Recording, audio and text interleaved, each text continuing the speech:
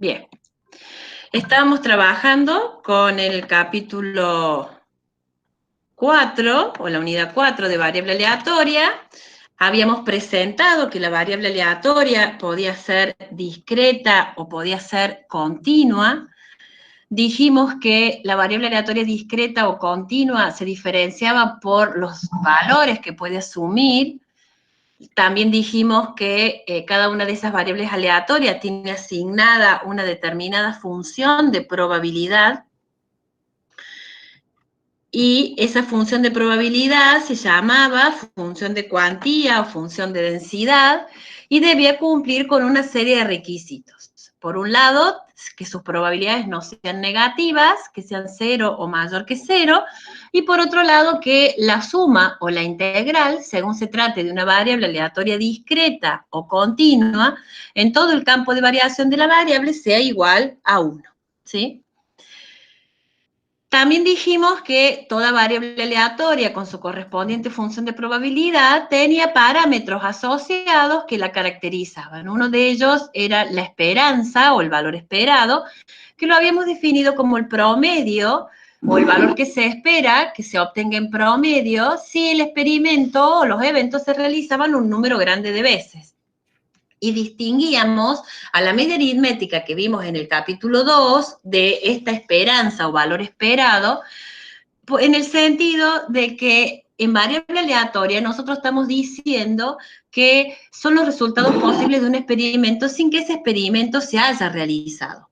Por lo tanto, es el valor que se espera obtener si el experimento se repitiera un número grande de veces, decimos, porque es lo que le va a dar cierta regularidad, y entonces podemos calcular estos parámetros como el promedio o el valor esperado y la varianza, que es donde vamos a comenzar en la clase de hoy. La varianza, que se llama exactamente igual a la varianza que vimos en el capítulo 2, es una medida de dispersión que va a medir justamente la variabilidad de cada uno de los valores que asume la variable respecto a su promedio, y en este caso su promedio es la esperanza matemática o el valor esperado. Entonces, digamos que la varianza de la variable aleatoria x, que puede ser denotada con sigma al cuadrado, será igual al valor esperado de los desvíos de cada valor de la variable respecto de la media al cuadrado por su correspondiente probabilidad. Lo cual es equivalente a decir que si transformamos a la variable x elevándola al cuadrado, calculamos el valor esperado de esta variable transformada, o sea, la esperanza de x al cuadrado, le restamos el promedio, mu, el valor esperado de x, a ese valor elevado al cuadrado, y de esta manera también encontramos el valor, la varianza de esta variable aleatoria x. Hasta acá, la única diferencia respecto a la varianza estudiada en la unidad 2 es que estamos considerando que la variable aleatoria no está sucediendo, sino que tiene una probabilidad de que suceda. Y por eso, en vez de frecuencias, vamos a tener estos valores de probabilidad. Entonces, si la variable aleatoria es discreta, va a asumir k valores distintos, esa variable x, y la varianza será la suma de los desvíos al cuadrado, cada uno de estos desvíos al cuadrado por su correspondiente probabilidad. Es decir, que si acá asume el valor de x1, acá tendremos la probabilidad de x1. Tenemos acá x2, tendremos la probabilidad de x2. Entonces vamos a sumar los desvíos entre cada uno de los valores de la variable y la media aritmética o la esperanza matemática al cuadrado, cada uno debidamente multiplicado por su probabilidad, y esa es la medida de la varianza. Como es una variable aleatoria discreta, hemos sumado esos valores, estos productos, digamos. Si la variable aleatoria es continua, el concepto es el mismo, nada más que no puedo sumar probabilidades, ya lo habíamos dicho, sino que tengo que hacer la integral en todo el campo de variación de la variable, por ejemplo, entre menos infinito e infinito, de los desvíos al cuadrado por su correspondiente función de probabilidad, ¿sí? Entonces, el concepto de la varianza es desvíos al cuadrado en todo el campo de variación, por eso sumo si es discreta o integro si la variable aleatoria es continua por sus correspondientes probabilidades. Las mismas propiedades de la varianza que estuvimos viendo que están en el material y vimos en el capítulo 2, son las que vamos a repasar acá. Y de nuevo con la misma consigna.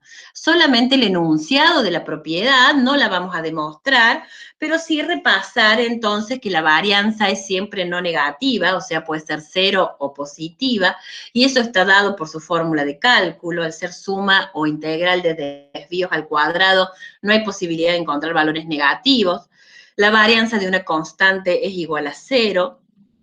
La varianza del producto de una constante por una variable es la constante al cuadrado por la varianza de la variable.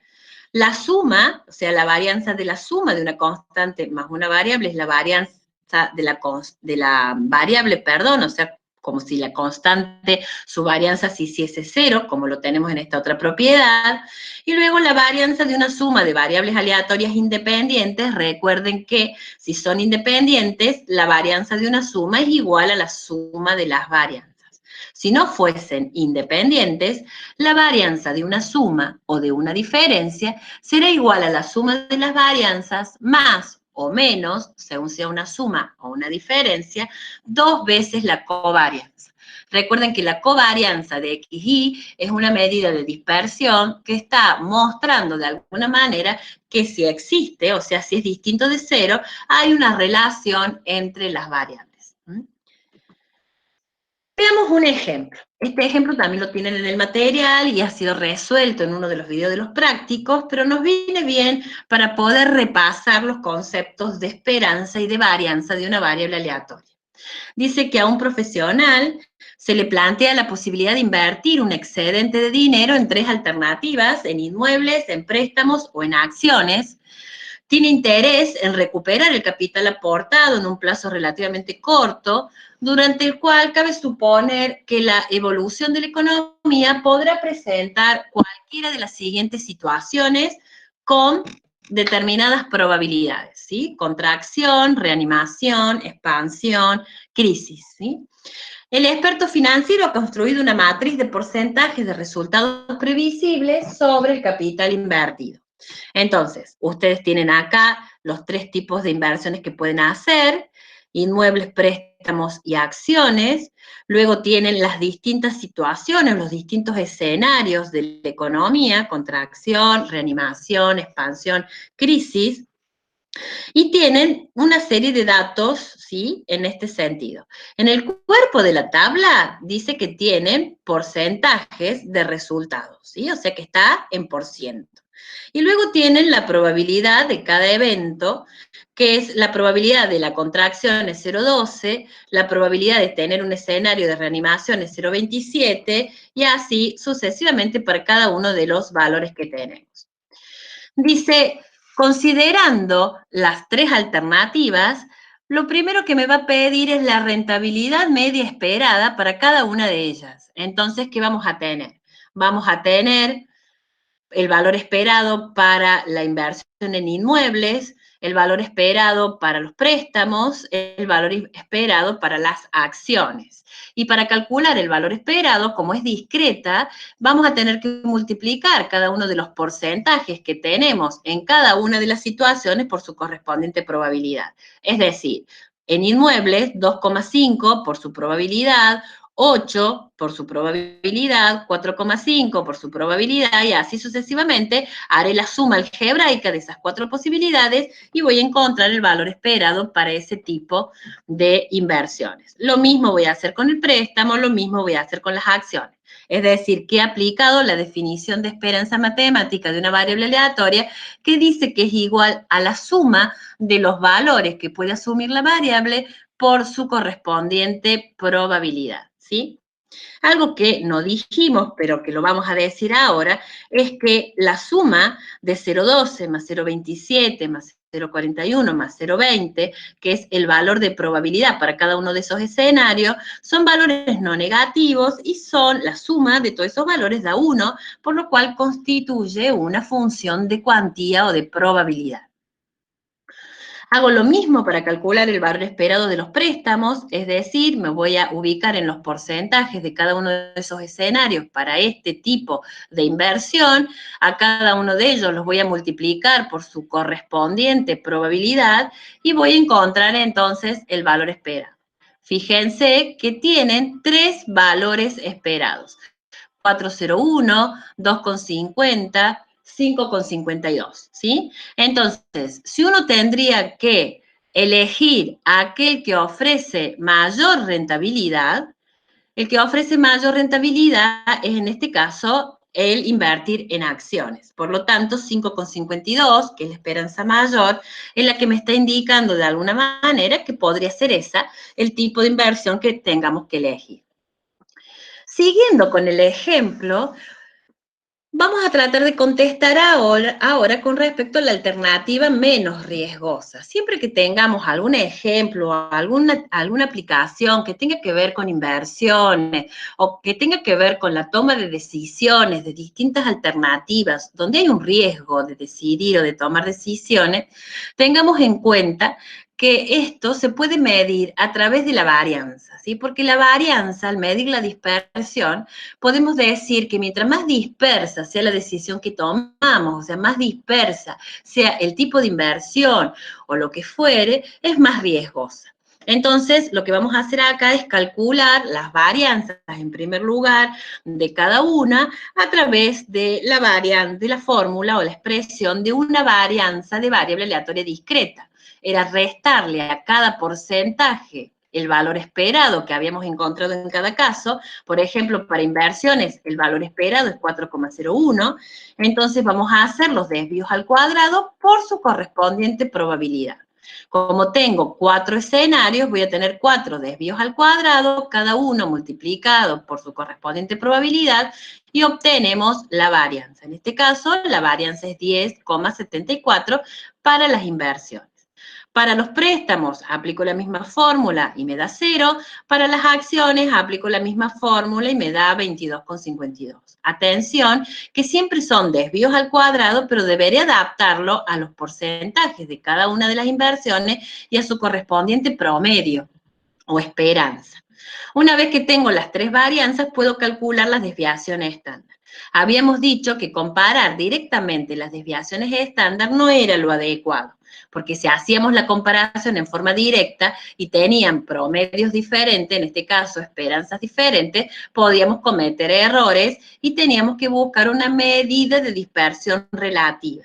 Entonces, si yo divido las desviaciones estándar sobre la correspondiente esperanza, obtengo el coeficiente de variación y eso sí lo puedo comparar de manera directa.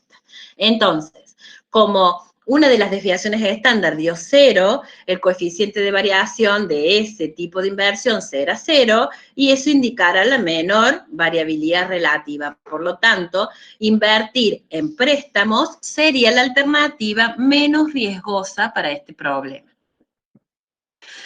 A modo de síntesis, entonces, recordemos que cuando tengo una variable aleatoria discreta, voy a hablar de una función de probabilidad o una función de cuantía, que me va a permitir encontrar la probabilidad de que la variable aleatoria asuma un valor particular. Esas probabilidades son no negativas para todos los valores que asume X, y la suma de todas esas probabilidades para todo el campo de variación de la X será igual a 1. Mientras que si estoy con una variable aleatoria continua, su función de probabilidad se llamará función de densidad. No voy a poder encontrar la probabilidad de que X asuma un valor particular, porque eso implicará buscar la integral en un punto, en un valor, y eso es 0. Y su función de densidad deberá ser no negativa para todo el campo de variación de la X, y la integral para todos los valores de la X, desde el mínimo al máximo que pueda tomar, será igual a 1. También definimos una función de distribución cuando hablamos de la probabilidad acumulada desde el mínimo valor que asume la variable hasta un valor particular. Por ejemplo, en una variable aleatoria discreta, la f mayúscula de a será la función de distribución hasta un valor a, y será la probabilidad de que x sea menor o igual a a. sumaré todas las probabilidades desde el mínimo valor que asuma la variable para el caso en el que estemos trabajando hasta el valor particular de A inclusive.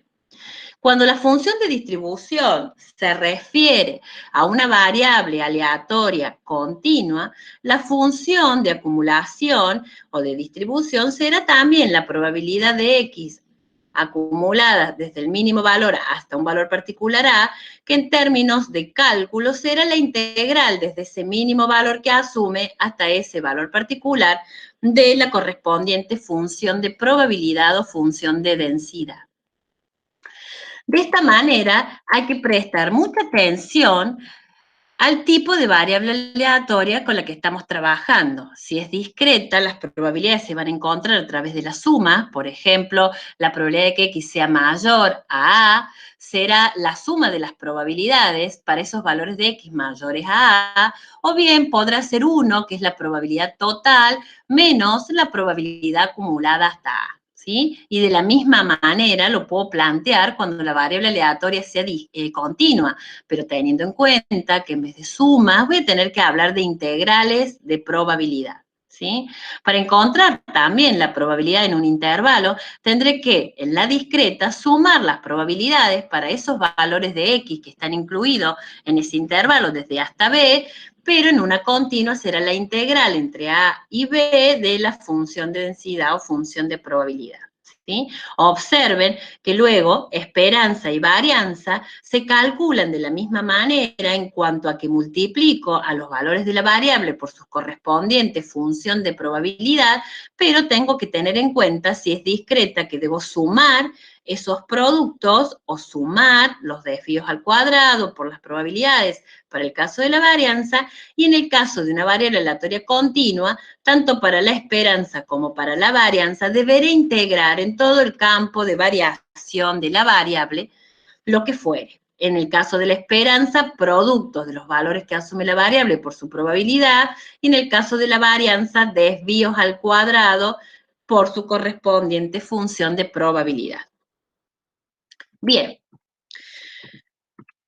con estos conceptos básicos de variables aleatorias, probabilidades, esperanza y varianza, vamos a ver o vamos a presentar la desigualdad de Chebyshev como un teorema o regla que nos permite encontrar cotas de probabilidad cuando se trata de variables aleatorias cuya función de probabilidad no se conoce.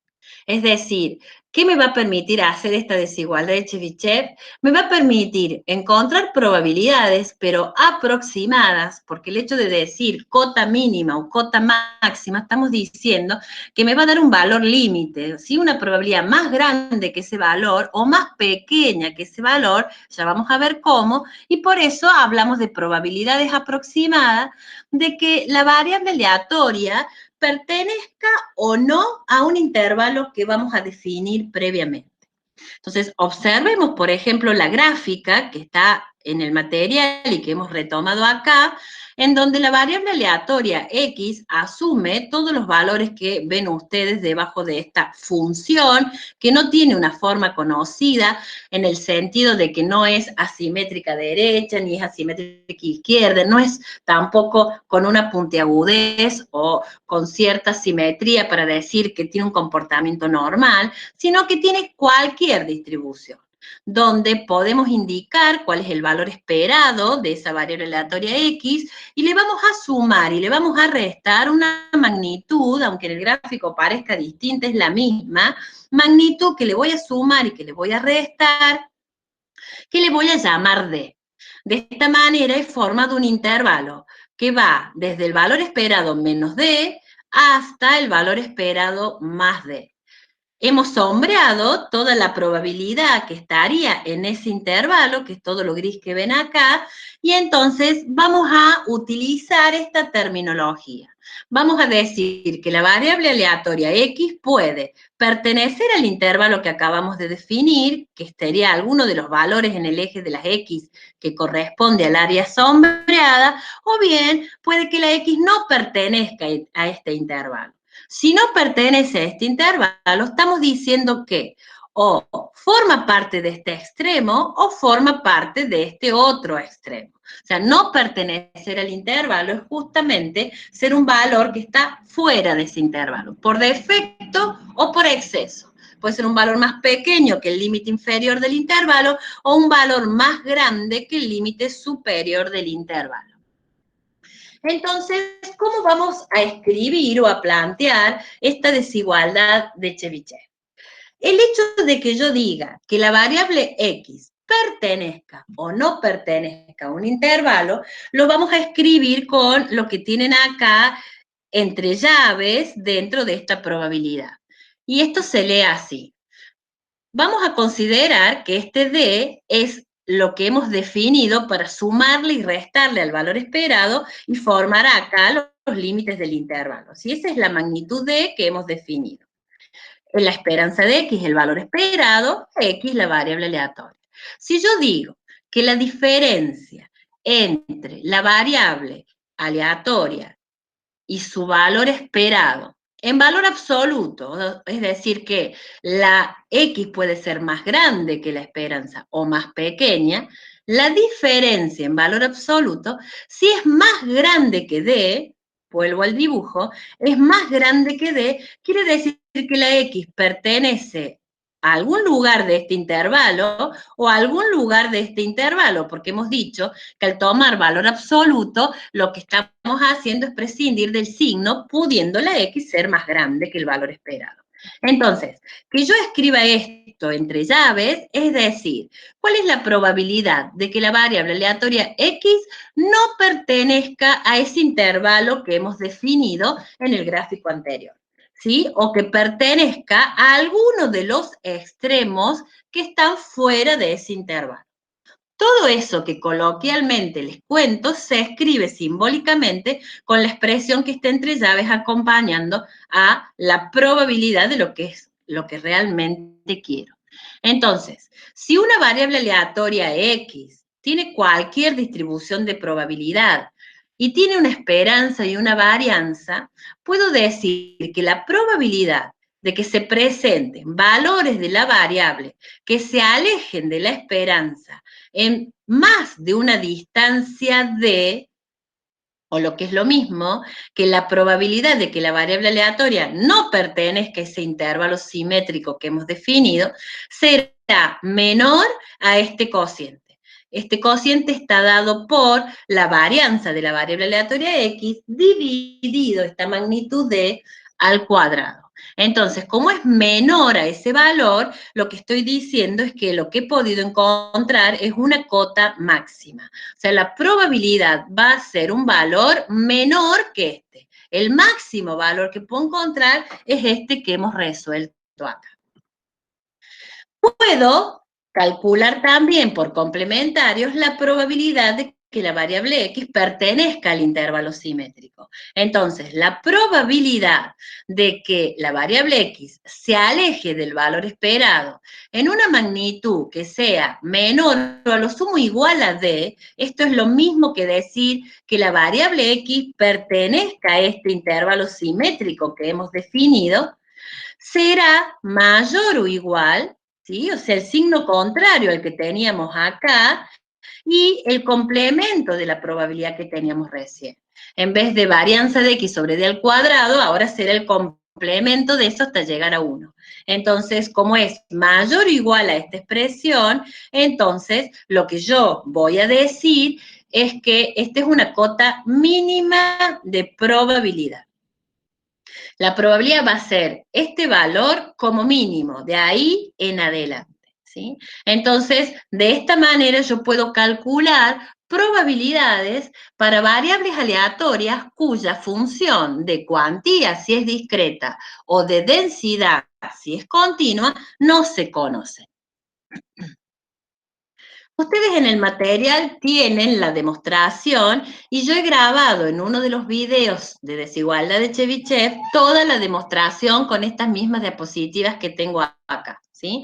Por lo tanto, voy a hacer una referencia, voy a repetir algunas cosas para que después vean el video o lean el material o vuelvan a revisar esta clase y vean de qué se trata esta demostración, ¿sí?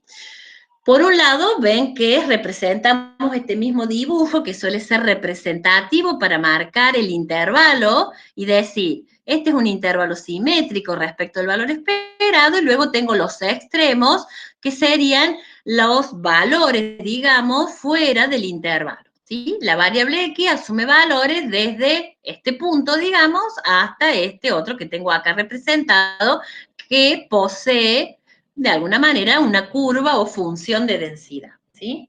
Entonces, acá escribimos en símbolo cuál es la desigualdad de Chebyshev, la probabilidad de que X se aleje del valor esperado en un valor mayor que D, o sea, que X pertenezca a alguno de estos dos extremos que no están sombreados, que están fuera del intervalo simétrico, y eso será menor a la expresión de varianza sobre D al cuadrado. Entonces, la otra desigualdad de Chebyshev, dijimos la otra, pero es la misma, nada más que es la complementaria, es buscar las probabilidades dentro del intervalo, que eso también lo dijimos recién en alguna diapositiva anterior. Entonces vamos a tratar de demostrar por lo menos una de estas dos, y con una de estas ya podemos por complemento saber cuál va a ser la cota de probabilidad para la otra desigualdad. También vamos a poder ver que yo podría demostrar para una variable aleatoria discreta o para una variable aleatoria continua. Vamos a tratar de utilizar lo mismo que en el material, y entonces la demostración la vamos a hacer para una variable aleatoria continua. Lo que voy a hacer ahora es ponerle un nombre a cada una de las regiones que consideramos que la variable aleatoria puede asumir un valor en alguna de ellas. Si la variable aleatoria asume valores dentro del intervalo definido, eso lo vamos a considerar como que es una región 2, pero si asume valores en alguno de los dos extremos, a la unión de ambas regiones la vamos a llamar región 1, ¿sí? Y acá está expresado. Quiere decir que la región 1 está formado por los valores que podría asumir la variable X, que van desde menos infinito hasta el límite inferior de este intervalo, que es el valor esperado menos D. Unión, el otro extremo, que será la esperanza, el límite superior de este intervalo, que es la esperanza de X más D, hasta infinito. Mientras que la región 2 es más sencillo porque es simplemente expresar el intervalo que ya hicimos antes, que va entre la esperanza de X menos D hasta la esperanza de X más D. Vamos a comenzar con la definición de la varianza. La varianza para una variable aleatoria continua se definía como la integral entre todo el campo de variación de la variable por los desvíos al cuadrado multiplicado por su correspondiente función de densidad.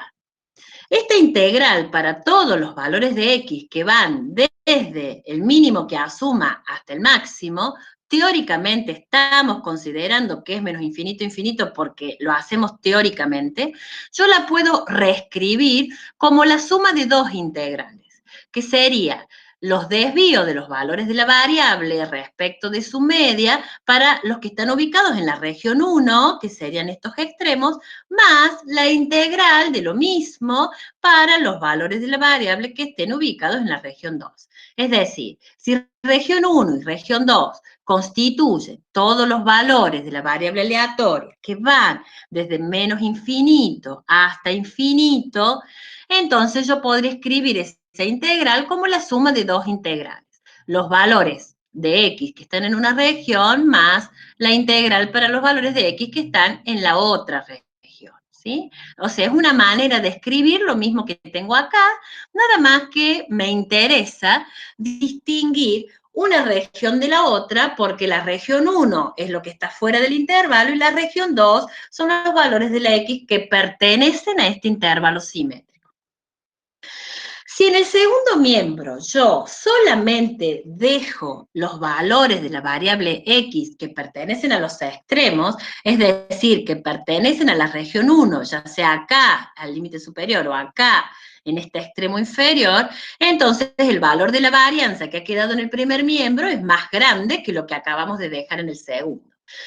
Pensémoslo intuitivamente. Si la varianza fuese 8 y 8 fuera igual a la suma de 6 más 2, si yo ahora le quito este 2, obviamente 8 no es igual a 6 más lo que he quitado, ¿es igual? No, es mayor que 6. Por lo tanto, un poco intuitivamente hablando, si la varianza era la suma de estas dos partes de varianza y le quitamos una, ha quedado en el primer miembro la varianza, pero mayor a lo que hemos dejado la segunda, ¿sí? O sea que estamos demostrando, llegando a Chebyshev, decidiendo nosotros qué pasos algebraicos debemos hacer para poder llegar a esa demostración. Entonces, ¿cómo transformé este igual en un mayor y lo transformé sacando una parte de esta varianza que es la de los valores de la variable que están en el intervalo? Solamente me voy a quedar con la variabilidad de los valores de la variable respecto a la esperanza que están en los extremos, lo que hemos llamado región 1. Si yo ahora reemplazo a esta diferencia de la X respecto de la mu con la distancia D, porque siempre hablamos que X se aleja de mu en menos o en más de una distancia D, yo ahora voy a reemplazar en esta expresión a X menos mu por D. Entonces queda la varianza de X, como veníamos teniendo, mayor, la integral solamente en la región 1, porque sigo trabajando con los valores que están fuera del intervalo. Ahora en vez de X menos mu al cuadrado, voy a tener D al cuadrado por su correspondiente función de densidad. O sea, el único cambio que hemos hecho es reemplazar a la X menos mu por D. Como D es una distancia y es un valor que puede salir fuera de la integral, me va a quedar expresado entonces D al cuadrado por la integral de la función de densidad, pero solamente para los valores de X que están en la región 1, ¿sí? Vuelvo a repetir que están en estas zonas blancas. Entonces, si yo ahora digo que la integral para los valores de X que están acá en este extremo, o sea, mayores al límite superior del intervalo simétrico, o en este extremo, es decir, menores al límite inferior del intervalo, es lo mismo que decir que es la probabilidad de que la variable X caiga fuera del intervalo. Es decir, la probabilidad de que la X se aleje del valor esperado en una magnitud mayor que D. Si es mayor que D, va a pertenecer a esta zona o va a pertenecer a esta otra. Entonces, la integral en R1 de f de X puede ser reemplazada o puede ser escrita de otra forma que es exactamente lo mismo que teníamos acá.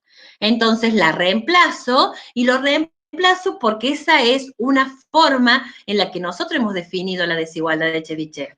Por lo tanto, esta es la estructura que queremos y si despejo convenientemente esta probabilidad pasando el D al cuadrado al otro miembro, me va a quedar que esa probabilidad entonces es menor, porque está acá a la derecha y ahora la voy a poner a la izquierda, que la varianza dividido D al cuadrado.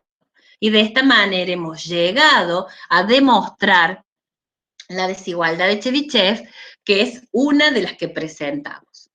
¿Sí? Entonces, de esa manera, demostrando la desigualdad de Chebyshev, me voy a quedar con la fórmula, ¿sí? Siempre que hable de la probabilidad de que la X asuma valores fuera del intervalo, será menor a esta expresión. Ahora, la probabilidad de que la X pertenezca al intervalo será mayor o igual al complemento de esta probabilidad que tenemos acá. La desigualdad de Chebyshev también puede ser expresada de esta manera. Si en vez de escribir D como distancia, tal cual, en valor absoluto, lo definiéramos como una determinada cantidad de veces la desviación estándar, voy a reemplazar en la desigualdad de Chebyshev a D por el correspondiente producto entre K y la desviación estándar.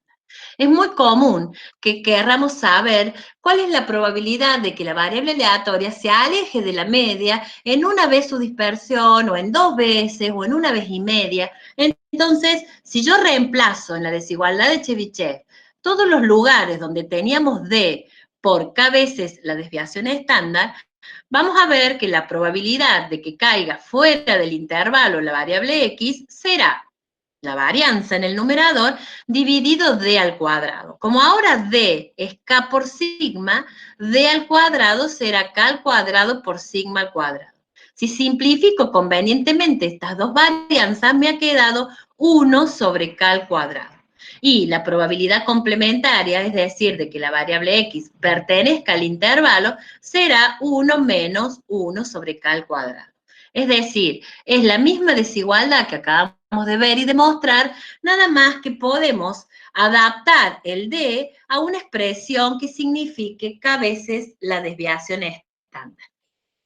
De esta manera, fíjense que no hace falta conocer la desviación estándar. Si simplemente conozco que quiero calcular un intervalo donde al valor esperado yo le sume o le reste una determinada cantidad de veces la desviación estándar, 1 sobre esa determinada cantidad de veces al cuadrado me dará la probabilidad, en este caso, para esta desigualdad de Chebyshev. Y 1 menos eso, el complemento que estamos buscando. Vamos a plantear un ejemplo para tratar de que nos cierre un poco este concepto. Dado una variable aleatoria x, cuya distribución de probabilidad es desconocida, y acá está la clave, no conozco ni la función de densidad, si es continua, o de cuantía, si es discreta. Es una variable cualquiera, tiene una esperanza de 60 y una desviación estándar de 8. ¿Cuál es la probabilidad de que un valor particular de la variable x se desvíe en más de 20 de su valor esperado? ¿Sí? Entonces, quiere decir que si yo armo un intervalo donde a 60 le reste y le sume 20, el intervalo que ha quedado formado es entre 40 y 80. Lo que me está pidiendo es que el valor de la x, ¿sí?, se aleje en más de esos 20. O es más chico que 40 o es más grande que 80. Y esto lo puedo escribir así, como la probabilidad de que x menos la esperanza de x sea mayor que 20. Esto no voy a poder encontrar una probabilidad exacta. Voy a encontrar una cota de probabilidad, la cota máxima. Esta probabilidad, que es lo mismo que decir que la x pertenezca fuera del intervalo simétrico, será la varianza 8 al cuadrado sobre d al cuadrado, que es 20 al cuadrado. Entonces quiere decir que 0,16 es la cota máxima de probabilidad, o sea, la aproximación que hemos podido encontrar con estos datos. Dice, si en lugar de buscar la probabilidad de que el valor particular de la variable x se desvíe más de 20, ahora buscamos la probabilidad de que se desvíe menos de 20, es decir, que pertenezca al intervalo que quedó construido entre 40 y 80, porque a 60, que era el valor esperado, le restamos y le sumamos estos 20, que es la magnitud D que está definida en el ejemplo. De esa manera puedo plantear a la probabilidad, ¿sí?, de que x pertenezca al intervalo o que se aleje del valor esperado en menos o a lo sumo en el mismo valor 20, y será mayor o igual, o sea, una cota mínima de probabilidad, donde calculo el complemento de lo que calculamos antes. Antes habíamos hecho este cálculo y daba 0,16, ahora será 1 menos 0,16, y esa es la probabilidad mínima, ¿sí?, de que la variable x pertenezca a ese intervalo que estamos considerando. Y por último, este ejemplo que también lo tenemos en el material, es simplemente para mostrarles de alguna manera las desventajas que puede tener la desigualdad de Chebyshev. Primera desventaja es que me da probabilidades aproximadas, es decir, me da una cota, ya sea mínima o máxima, según si quiero saber si la variable x está ubicada en una región o en la otra.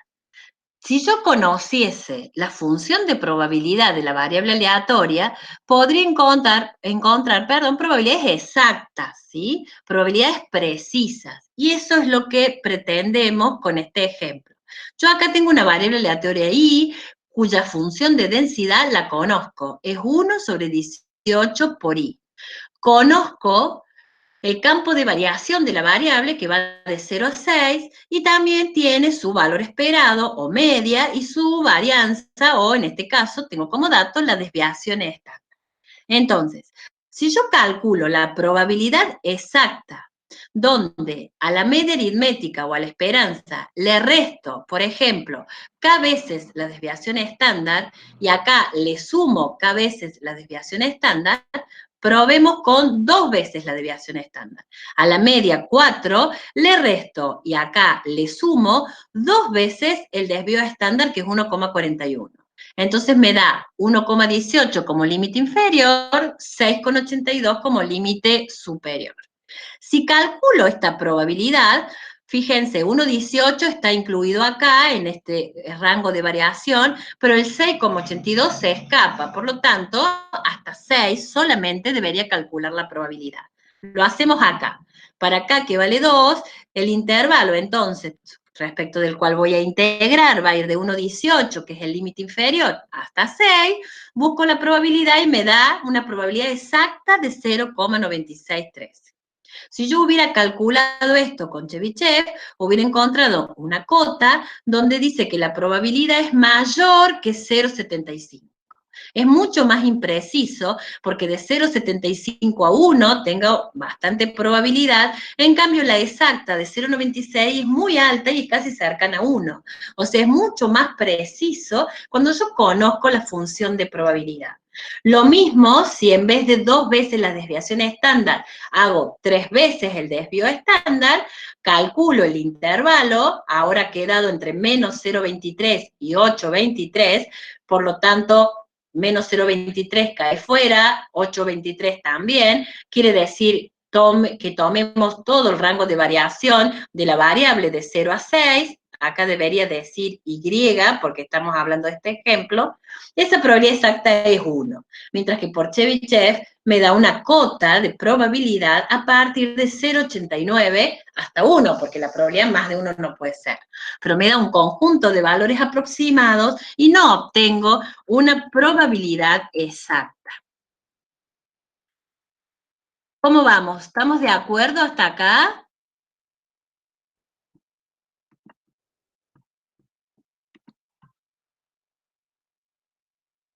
¿Sí?